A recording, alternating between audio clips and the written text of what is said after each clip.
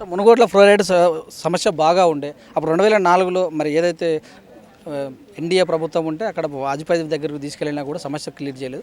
తెలంగాణ రాష్ట్రం వచ్చిన తర్వాత మిషన్ భగీరథ ద్వారా నీళ్ళు ఇచ్చి ఆ సమస్యను తీర్చాము. మరి ఈ సమస్యను తీర్చినందుక ఓట్లు వేయాల్సిందని అంటారు. ట్వీట్ కూడా చేశాడు, ఒక ఫోటో చూపెడుతూ.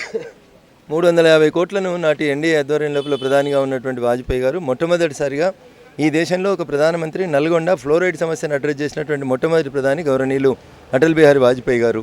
ఆ రోజు వారు 350 కోట్లు ఇచ్చి నల్గొండలో ఫ్లోరైడ్ సమస్యను అడ్రస్ చేసేందుకు ప్రయత్నం చేసినారు.